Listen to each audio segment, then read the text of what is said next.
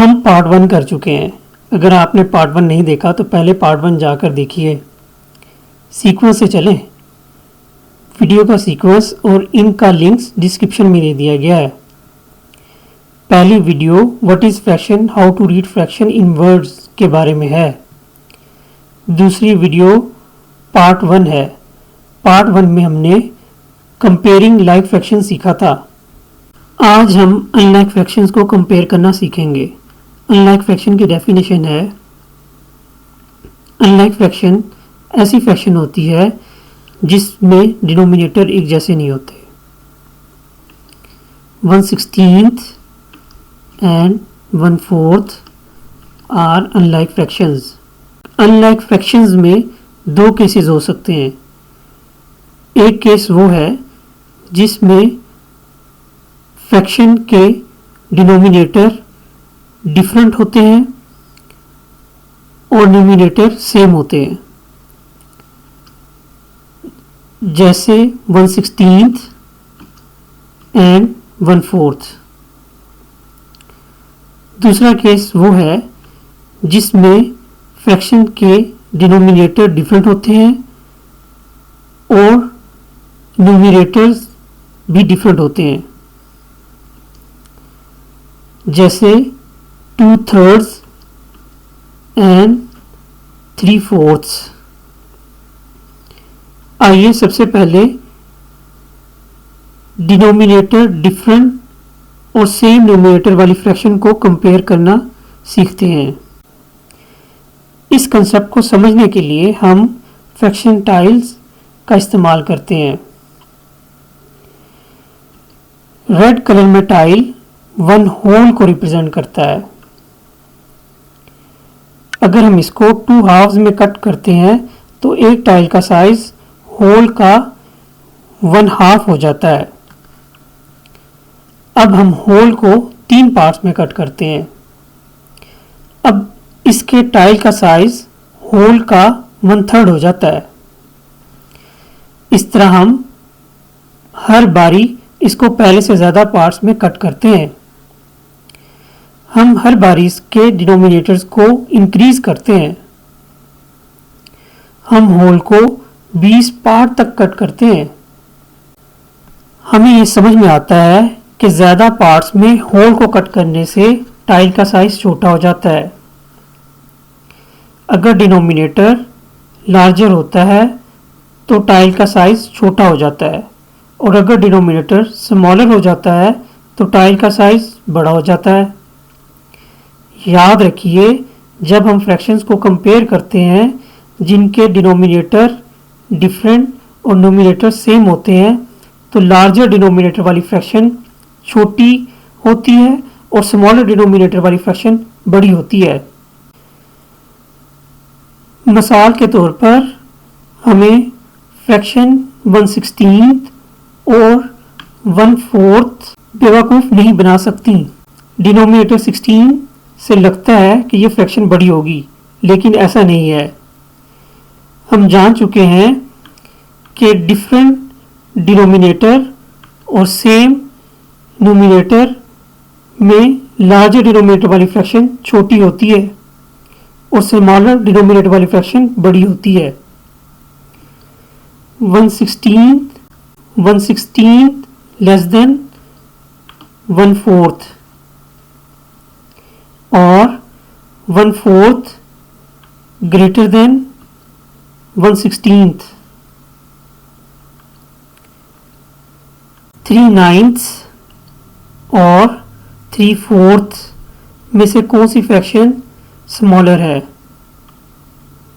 सबसे पहला स्टेप ये है कि हम इन फ्रैक्शंस के डिनोमिनेटर और न्यूमिनेटर पर गौर करें।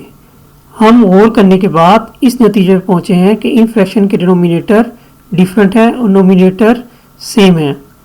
हम जान चुके हैं कि ऐसी फ्रैक्शन में हम डिनोमिनेटर को देखेंगे। जिस फ्रैक्शन का डिनोमिनेटर बड़ा होगा वो फ्रैक्शन छोटी होगी, और जिस फ्रैक्शन का डिनोमिनेटर छोटा होगा वो फ्रैक्शन बड़ी होगी। बस इन फ्रैक्शन के दरमियान लेस देन का सिंबल आएगा। 3/9 is less than 3/4. 2/3 और 2/9 में से कौन सी फ्रैक्शन बड़ी है? सबसे पहला स्टेप ये है कि हम इन फ्रैक्शंस के डिनोमिनेटर और न्यूमरेटर पर गौर करें। हम गौर करने के बाद इस नतीजे पर पहुंचते हैं कि इन फ्रैक्शन के डिनोमिनेटर डिफरेंट हैं और न्यूमरेटर सेम है।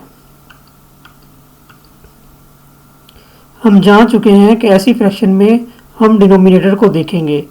जिस फ्रैक्शन का डिनोमिनेटर बड़ा होगा वो फ्रैक्शन छोटी होगी और जिस फ्रैक्शन का डिनोमिनेटर छोटा होगा वो फ्रैक्शन बड़ी होगी।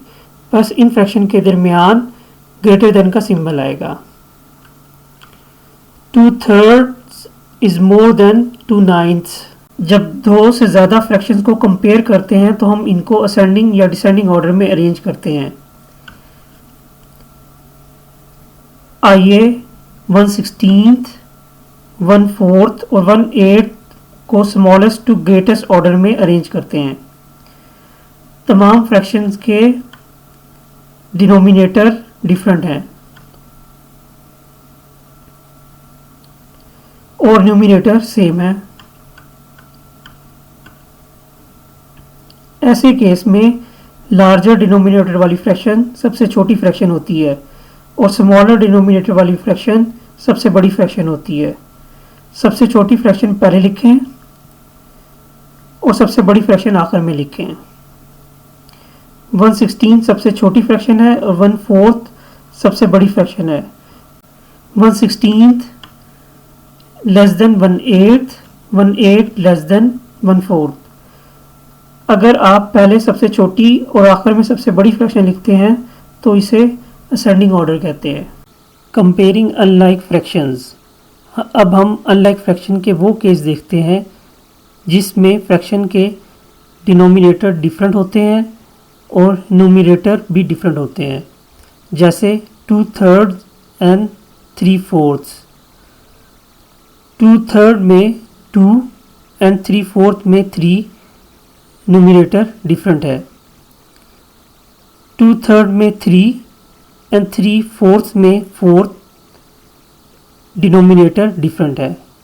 कौन सी फ्रैक्शन स्मॉलर है, कौन सी फ्रैक्शन लार्जर है, हम नहीं बता सकते क्योंकि हम मुख्तलिफ पार्ट्स कंपेयर कर रहे हैं। Thirds, fourths. 2/3 एंड 3/4 जैसी फ्रैक्शन को कंपेयर करने से पहले हम इनमें से कोई एक या दोनों फ्रैक्शन को रीनेम करते हैं। इसका मतलब है कि हमें इन फ्रैक्शन को तब्दील करना होगा ताकि दोनों फ्रैक्शन के डिनोमिनेटर सेम हो जाएं। इन फ्रैक्शन को चेंज करने के लिए हमारे पास इक्विवेलेंट फ्रैक्शन और लीस्ट कॉमन डिनोमिनेटर की समझ होनी चाहिए। इसलिए पहले हम इक्विवेलेंट फ्रैक्शन और लीस्ट कॉमन डिनोमिनेटर को समझते हैं। Equivalent fractions. अगर आपका नाम राहील दानियाल है तो लोग आपको राहील, राही और आरडी कहकर पुकारते हैं। बंदा एक ही है लेकिन इसको मुख्तलिफ नामों से पुकारा जा सकता है। फ्रैक्शन को भी मुख्तलिफ नामों से लिखा जा सकता है लेकिन इनकी तब भी वैल्यू सेम हो। हम एक फ्रैक्शन लेते हैं, हम इस फ्रैक्शन का एक और नाम रखना चाहते हैं लेकिन नाम रखते हुए हम इस चीज़ का ख्याल रखेंगे कि इसकी वैल्यू चेंज ना हो। याद रखिए, हम दोनों न्यूमरेटर और डिनोमिनेटर को सेम नंबर से मल्टीप्लाई या डिवाइड करें तो फ्रैक्शन की वैल्यू चेंज नहीं होती।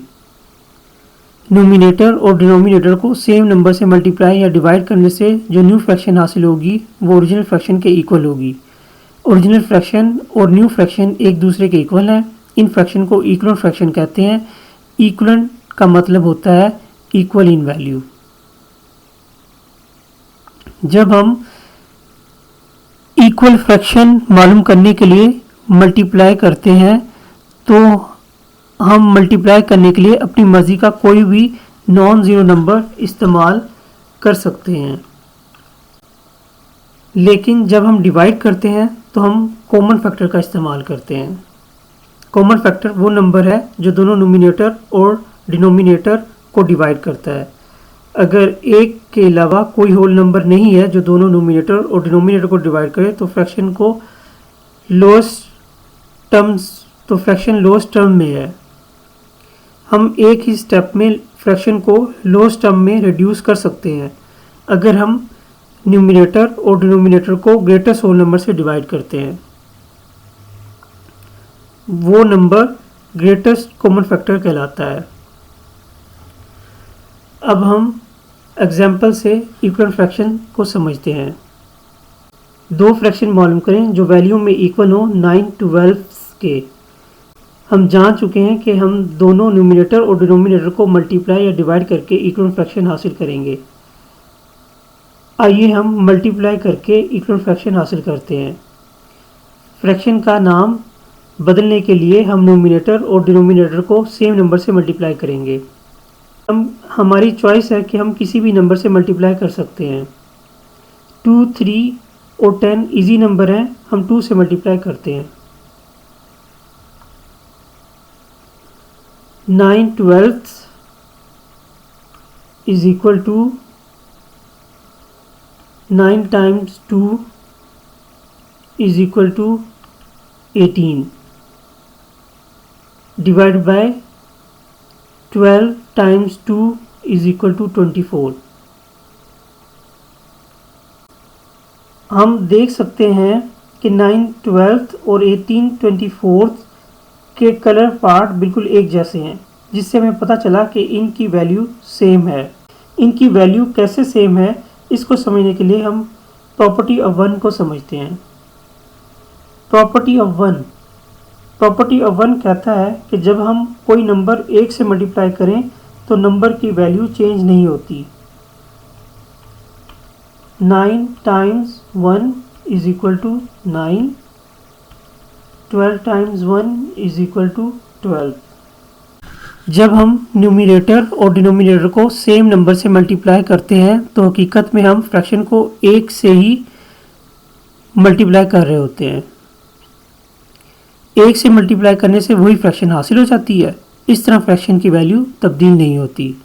9/12 is equal to 9 times 2 divided by 12 times 2।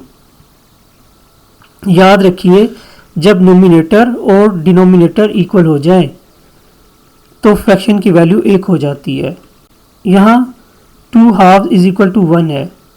इस तरह फ्रैक्शन की वैल्यू तब्दील नहीं होती।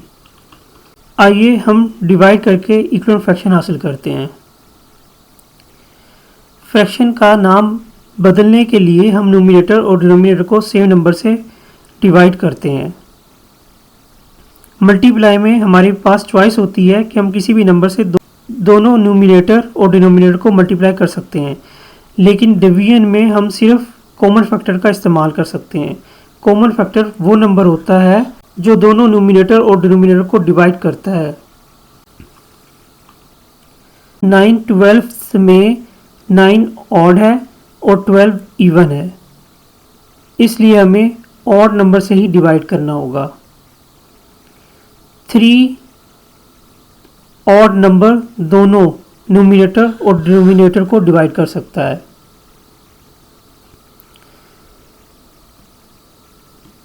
9 divided by 3 is equal to 3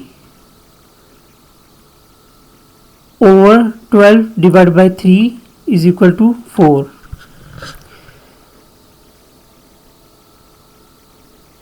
हमने 3 से दोनों को डिवाइड करके 3/4 इक्वल फ्रैक्शन हासिल की है। 3/4 को कोई और होल नंबर डिवाइड नहीं कर सकता, सिर्फ एक है जो दोनों न्यूमिनेटर और डिनोमिनेटर को डिवाइड कर सकता है। 3/4 फ्रैक्शन लोएस्ट टर्म में है। याद रखिए, लोएस्ट टर्म में फ्रैक्शन को सिंपलेस्ट टर्म कहते हैं। 9/12 3/4 इक्वल इन वैल्यू में है। इसका हमें इससे पता चलता है कि इनका कलर एरिया एक जैसा है। एग्जाम्पल, 12/30 को रिड्यूस करते हैं लोएस्ट टर्म में। टर्म्स क्या होते हैं? फ्रैक्शन के न्यूमिनेटर और डिनोमिनेटर को टर्म्स कहते हैं।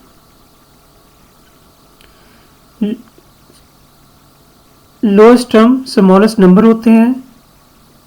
स्मॉलेस्ट नंबर को हम इक्वल वैल्यू की फ्रैक्शन बनाने के लिए इस्तेमाल कर सकते हैं। हम क्यू फ्रैक्शन को इनकी लोएस्ट टर्म में रिड्यूस करते हैं क्योंकि इनके साथ काम करना आसान होता है। फ्रैक्शन को इसकी लोएस्ट टर्म में रिड्यूस करना मुश्किल नहीं है, सिर्फ न्यूमरेटर और डिनोमिनेटर को सेम नंबर से डिवाइड कर दें। ये नंबर कॉमन फैक्टर कहलाता है। 12/30 फ्रैक्शन के न्यूमरेटर और डिनोमिनेटर इवन नंबर हैं। हम जानते हैं कि इवन नंबर की वंस प्लेस पर 2, 4, 6, 8 या 0 होता है, इसलिए इवन नंबर ही कॉमन फैक्टर होगा। बस हम न्यूमरेटर और डिनोमिनेटर को लोएस्ट इवन नंबर 2 से डिवाइड करते हैं। 12/30 is equal to 12 divided by 2 is equal to 6 over 30 divide by 2 is equal to 15। 2 से दोनों न्यूमरेटर और डिनोमिनेटर को डिवाइड करने से 6/15 हासिल हुआ है। न्यूमरेटर टॉप नंबर इवन है लेकिन डिनोमिनेटर बॉटम नंबर ऑड है। अब हमें ऑड नंबर से दोनों को डिवाइड करना होगा। बस हम ऑड नंबर 3 से दोनों को डिवाइड करते हैं।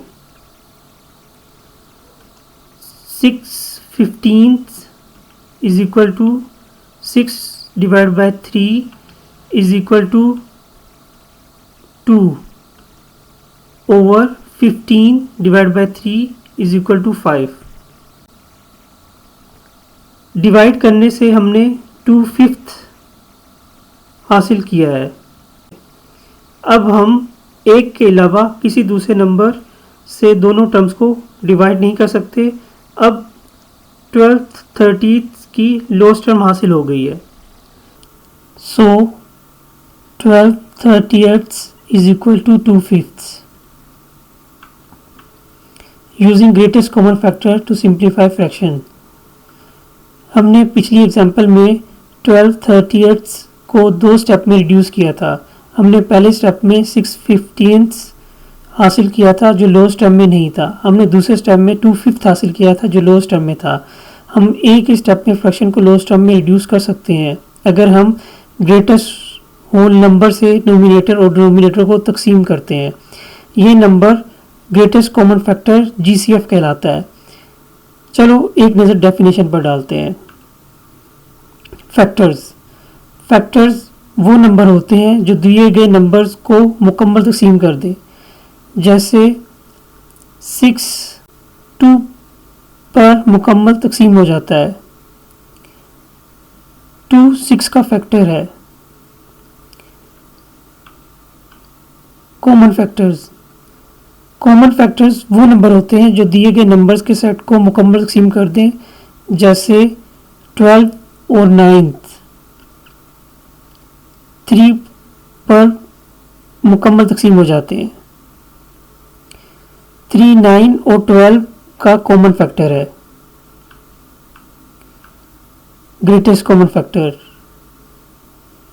GCF वो लार्जेस्ट नंबर है जो नंबर्स के सेट को मुकम्मल तकसीम कर दे। रूल्स ऑफ डिविजिबिलिटी को याद कर लें ताकि हम आसानी से फैक्टर्स मालूम कर सकें।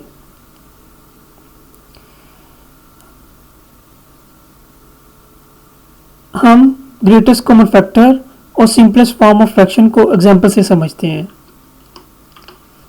एग्जाम्पल, हम 12 और 30 का GCF मालूम करते हैं और 12/30 को GCF का इस्तेमाल करके रिड्यूस करते हैं। स्टेप 1 में हम 12 और 30 का फैक्टर मालूम करते हैं। फैक्टर्स ऑफ 12, हमने वो नंबर तलाश करने हैं जो 12 को मुकम्मल तकसीम कर दें। 1 से स्टार्ट करते हैं। 1 पर 12 मुकम्मल तकसीम हो जाता है। 12 का लास्ट डिजिट इवन है, इसलिए ये 2 पर डिविजिबल है। 12 के लास्ट डिजिट का सम 3 है, इसलिए ये 3 पर डिविजिबल है। 12 के लास्ट 2 डिजिट डिविजिबल है 4 पर। 12 के लास्ट डिजिट 0 या 5 नहीं है, इसलिए ये 5 पर डिविजिबल नहीं है। 12 2 और 3 दोनों पर डिविजिबल है, इसलिए ये 6 पर भी डिविजिबल है। 12 7 8 9 10 पर डिविजिबल नहीं है। 12 12 पर डिविजिबल है। फैक्टर्स ऑफ 30 1 2 3 4 5 6 10 15 और 30 पर डिविजिबल है। 12 और 30 1 2 3 4 6 पर मुकम्मल तकसीम हो जाते हैं। 1 2 3 4 6 12 और 30 के कॉमन फैक्टर्स हैं। 6 लार्जेस्ट नंबर है जो 12 और 30 को मुकम्मल तकसीम करता है। अब हम एक ही स्टेप में 12 38 को लोएस्ट टर्म में रिड्यूस कर सकते हैं। 12 38 के न्यूमरेटर और डिनोमिनेटर को GCF यानी 6 से डिवाइड करते हैं। 12 38 is equal to 12 divide by 6 over 30 divide by 6 is equal to 2/5। 12 38 में लोएस्ट टर्म 2/5 है।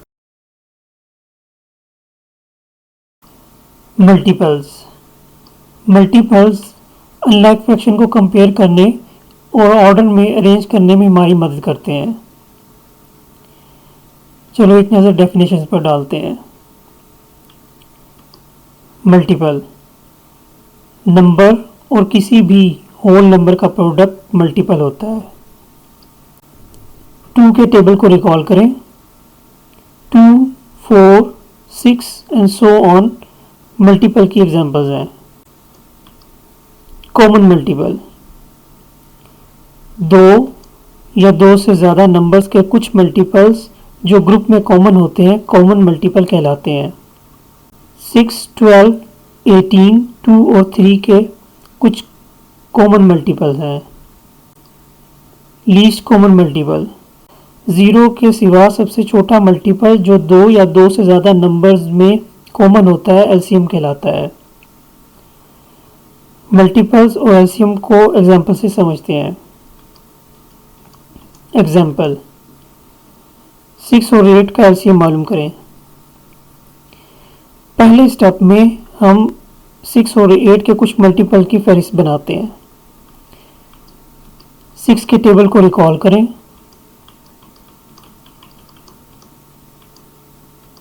6 12 18 24 30 36 42 48 6 के मल्टीपल्स हैं। 8 के टेबल को रिकॉल करें। 8 16 24 32 40 48 56 8 के मल्टीपल्स हैं। दूसरा स्टेप है कि हम 8 और 6 के कॉमन मल्टीपल्स के गिर्द सर्कल लगाते हैं। 6 और 8 के कॉमन मल्टीपल्स 24 और 48 हैं। 24 सबसे छोटा नंबर है जो कि 6 और 8 का कॉमन मल्टीपल है। इस सबसे छोटे कॉमन मल्टीपल को लीस्ट कॉमन मल्टीपल कहते हैं। LCM is equal to 24। Least common denominator unlike fractions को कंपेयर करने के लिए पहले हमें लीस्ट कॉमन डिनोमिनेटर मालूम करना होता है।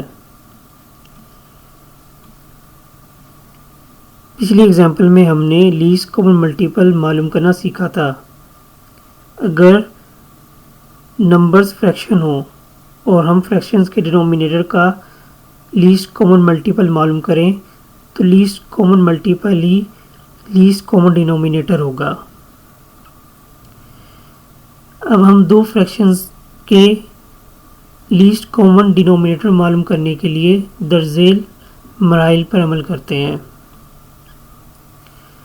पहले मरला में हम पहली फ्रैक्शन के डिनोमिनेटर को 1, 2, 3 एंड सो ऑन से मल्टीप्लाई करते हैं। दूसरे मरला में हम दूसरी फ्रैक्शन के डिनोमिनेटर को 1, 2, 3 एंड सो ऑन से मल्टीप्लाई करते हैं। दोनों डिनोमिनेटर के सेम मल्टीपल हासिल होने तक हम मल्टीप्लाइंग जारी रखते हैं।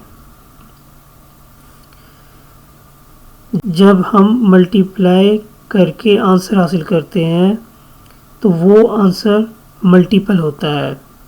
अब हम एग्जाम्पल से लीस्ट कॉमन डिनोमिनेटर को समझते हैं। 1/3 और 2/5 का लीस्ट कॉमन डिनोमिनेटर मालूम करें। पहले स्टेप में हम 1/3 के डिनोमिनेटर को 1, 2, 3, 4, 5 से मल्टीप्लाई करते हैं। 3 times 1 is equal to 3, 3 times 2 is equal to 6, 3 times 3 is equal to 9, 3 times 4 is equal to 12, 3 times 5 is equal to 15। दूसरे स्टेप में हम 2/5 को 1, 2, 3, 4, 5 से मल्टीप्लाई करते हैं। 5 times 1 is equal to 5, 5 times 2 is equal to 10, 5 times 3 is equal to 15, 5 times 4 is equal to 20, 5 times 5 is equal to 25। आप देख सकते हैं कि हमने तब तक मल्टीप्लाइंग जारी रखा जब तक हमें कॉमन मल्टीपल हासिल नहीं होता। जब हमने 1/3 के डिनोमिनेटर को 5 से मल्टीप्लाई किया तो हमें 15 मल्टीपल हासिल हुआ। जब हमने 2/5 के डिनोमिनेटर को 3 से मल्टीप्लाई किया तो हमें 15 मल्टीपल हासिल हुआ। 15 लीस्ट कॉमन मल्टीपल है। लीस्ट कॉमन मल्टीपल ही लीस्ट कॉमन डिनोमिनेटर होगा। सो LCD इज इक्वल टू 15। अब हम वापस अपने टॉपिक कंपेयरिंग अनलाइक फ्रैक्शंस पर आते हैं।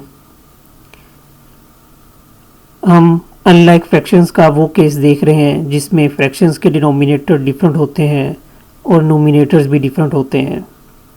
2/3 और 3/4 के नोमिनेटर भी डिफरेंट हैं और डिनोमिनेटर भी डिफरेंट हैं। हम नहीं बता सकते कि कौन सी फ्रैक्शन लार्जर है और कौन सी फ्रैक्शन स्मॉलर है। कंपेयर करने से पहले हमें एक या दोनों फ्रैक्शंस को रीनेम करना होगा। इसका मतलब ये है कि हमें इनको कंपेयर करने के लिए लाइक फ्रैक्शन में तब्दील करना होगा। फ्रैक्शंस के डिनोमिनेटर 3 और 4 को देखें। 3 लेस देन 4 है, मतलब 3 स्मॉलर है 4 से। हम सोचते हैं कि 3 को किससे मल्टीप्लाई किया जाए कि 4 आ जाए। क्या 4 मल्टीपल है 3 का या 3 के टेबल में 4 आता है? ऐसा नहीं है। हम दोनों फ्रैक्शंस के इक्वल फ्रैक्शन मालूम करेंगे जिनके डिनोमिनेटर सेम होने चाहिए। आइए दोनों फ्रैक्शंस के कॉमन डिनोमिनेटर मालूम करने की कोशिश करते हैं। कॉमन डिनोमिनेटर मालूम करने का पहला स्टेप है कि हम 3 और 4 के कुछ मल्टीपल्स की फहरिस्त बनाते हैं। 3, 6, 9, 12, 15, 18, 21, 24, 27 और 30 3 के मल्टीपल्स हैं। 4, 8, 12, 16, 20, 24, 28 4 के मल्टीपल्स हैं। दूसरा स्टेप है कि हम 3 और 4 के कॉमन मल्टीपल के गिर्द सर्कल लगाते हैं। आप देख सकते हैं कि कुछ मल्टीपल्स 3 और 4 दोनों में मौजूद हैं। इन्हें कॉमन मल्टीपल्स कहते हैं। 3 और 4 के कॉमन मल्टीपल्स 12 और 24 हैं। 12 सबसे छोटा नंबर है जो 3 और 4 का कॉमन मल्टीपल है। 12 को लीस्ट कॉमन मल्टीपल कहते हैं। Least common multiple common denominator बन जाएगा। 2/3 is equal to missing numerator over 12। ये इक्वल फ्रैक्शन का पेयर है।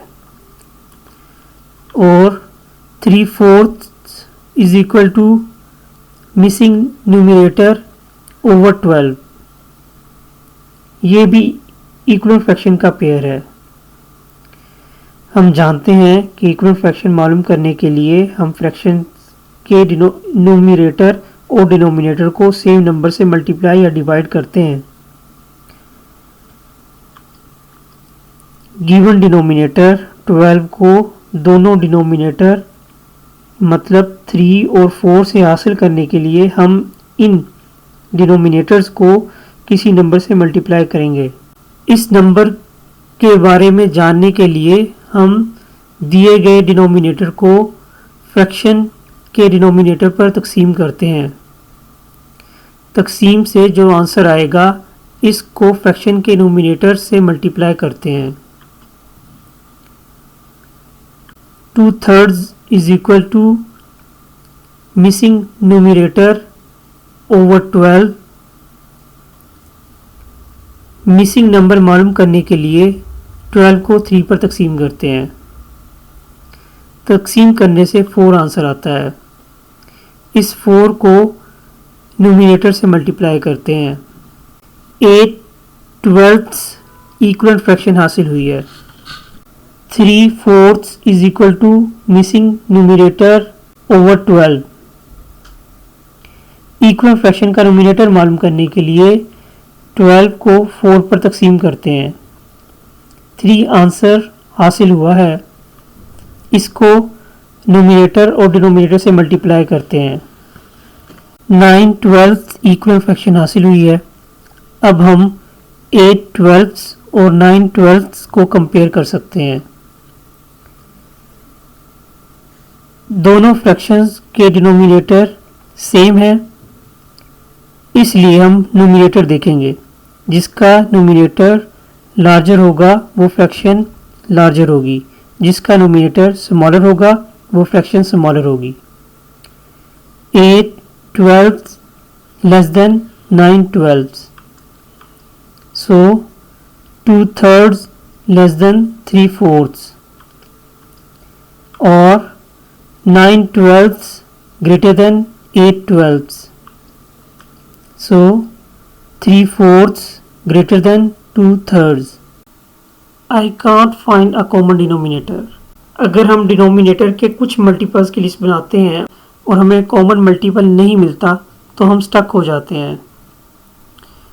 तो हम इस केस में 2 डिनोमिनेटर्स को मल्टीप्लाई करके कॉमन डिनोमिनेटर मालूम कर सकते हैं। हम इस केस को एग्जांपल से समझते हैं। एक फ्रैक्शन 2/13 है, इसकी डिनोमिनेटर 13 है। दूसरी फ्रैक्शन 1/4 है, इसकी डिनोमिनेटर 4 है।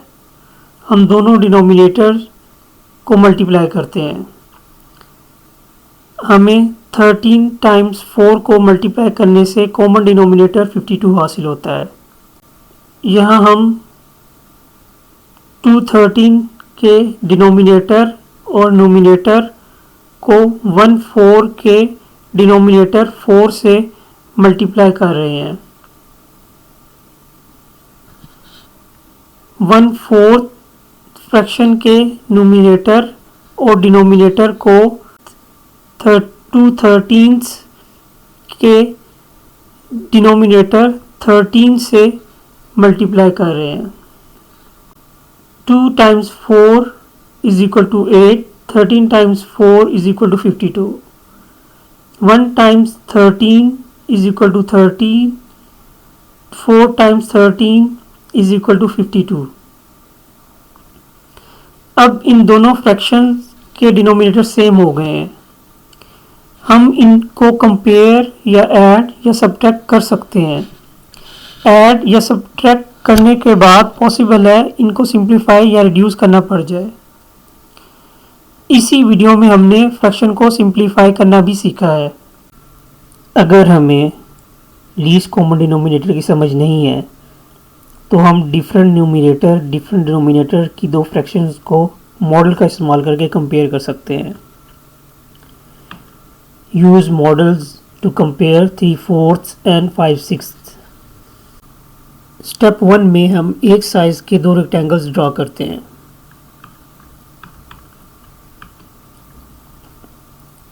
हम एक रेक्टेंगल को वर्टिकली 4 इक्वल पार्ट्स में डिवाइड करते हैं। 3 पार्ट्स को शेड करते हैं। 3/4 इसकी फ्रैक्शन है।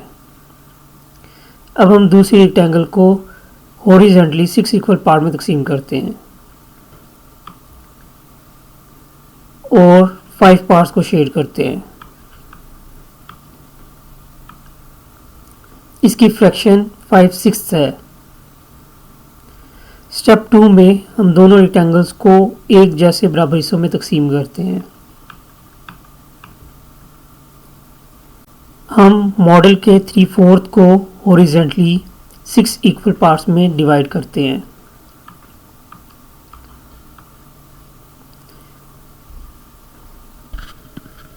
हमने मॉडल को 24 इक्वल पार्ट में तकसीम कर दिया है और 18 पार्ट्स शेडेड हैं। इसकी फ्रैक्शन 18/24 हो गई है। 18/24 इक्वल फ्रैक्शन है 3/4 के। हम मॉडल के 5/6 को वर्टिकली 4 बराबर हिस्सों में तकसीम करते हैं। अब हमने इसको 24 बराबर हिस्सों में तकसीम कर दिया है और 20 पार्ट्स शेडेड हैं। इसकी फ्रैक्शन 20/24 हो गई है जो कि वैल्यू में 5/6 के इक्वल है। स्टेप 3 में हम फ्रैक्शंस को कंपेयर कर सकते हैं क्योंकि दोनों रेक्टेंगल्स एक जैसे बराबर हिस्सों में तकसीम हो गए हैं। 18/24 लेस देन 20/24, 18/24 लेस देन 20/24, सो 3/4 लेस देन 5/6। अगर हमें लीस्ट कॉमन डिनोमिनेटर और इक्वलेंट फ्रैक्शन की समझ नहीं है तो हम डिफरेंट नोमिनेटर और डिफरेंट डिनोमिनेटर की दो फ्रैक्शंस को क्रॉस प्रोडक्ट का इस्तेमाल करके कंपेयर कर सकते हैं। Compare 5/8 and 7/12 using cross products. Step 1 में हम फ्रैक्शन के डिनोमिनेटर को दूसरी फ्रैक्शन के नोमिनेटर से मल्टीप्लाई करते हैं। 5/8 का डिनोमिनेटर 8 है। 7/12 का नोमिनेटर 7 है। हम पहली फ्रैक्शन के डिनोमिनेटर 8 से दूसरी फ्रैक्शन के नोमिनेटर 7 से मल्टीप्लाई करके 56 हासिल करते हैं। 8 cross 7 is equal to 56। Step 2 में दूसरी फ्रैक्शन के डिनोमिनेटर 12 को पहली फ्रैक्शन के नोमिनेटर 5 से मल्टीप्लाई करते हैं। 12 times 5 is equal to 60। Step 3 में हम प्रोडक्ट्स को कंपेयर करते हैं।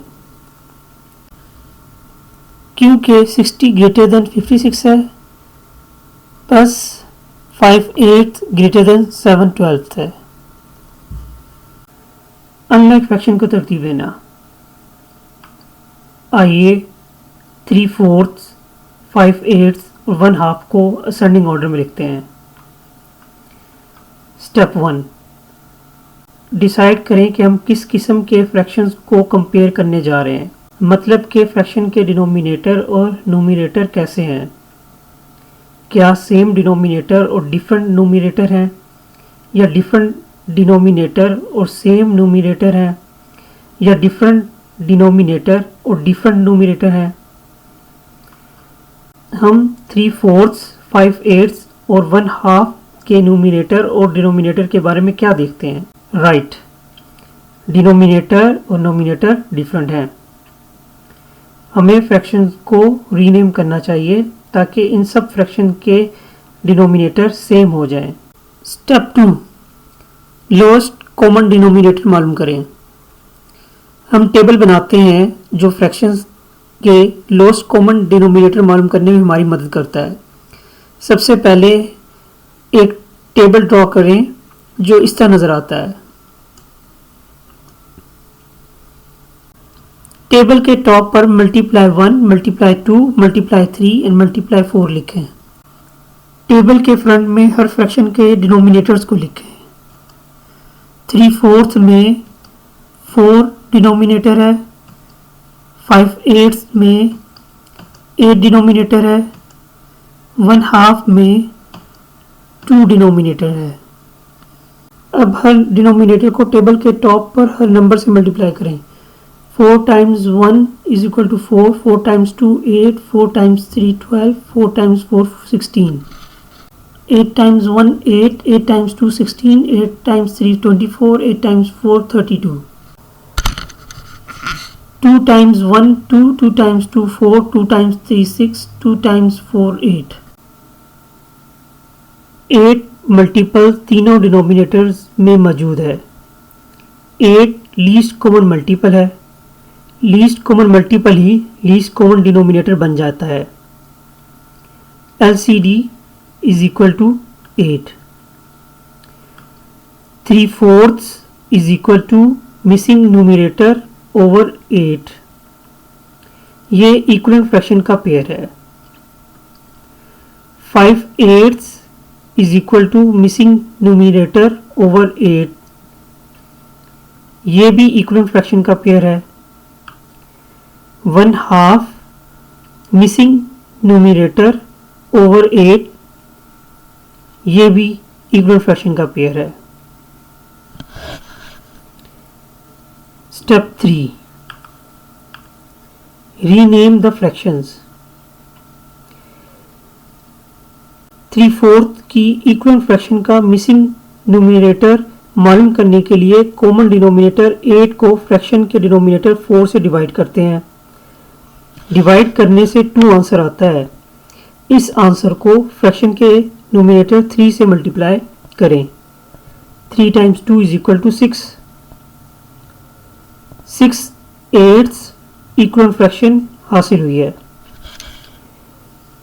5/8 की इक्विवेलेंट फ्रैक्शन का मिसिंग न्यूमरेटर मालूम करने के लिए कॉमन डिनोमिनेटर 8 को फ्रैक्शन के डिनोमिनेटर 8 से डिवाइड करते हैं। डिवाइड करने से एक आंसर आता है। इस आंसर को फ्रैक्शन के न्यूमरेटर 5 से मल्टीप्लाई करें। 5 times 1 is equal to 5। 5/8 equivalent fraction हासिल हुई है।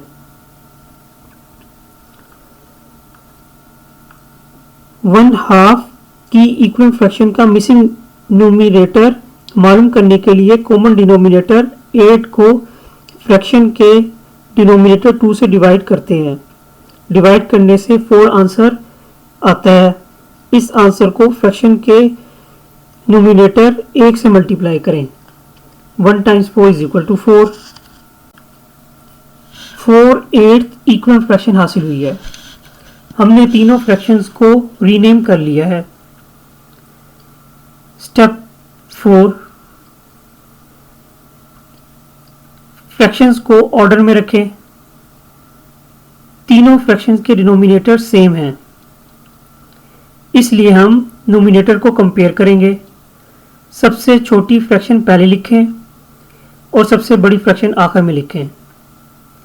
4/8 सबसे छोटी फ्रैक्शन है और 6/8 सबसे बड़ी फ्रैक्शन है। 4/8 लेस देन 5/8 लेस देन 6/8। सो 1/2 लेस देन 5/8 लेस देन 3/4। याद रखिए, अगर आप पहले सबसे छोटी और आखिर में सबसे बड़ी फ्रैक्शन लिखते हैं तो इसे असेंडिंग ऑर्डर कहते हैं।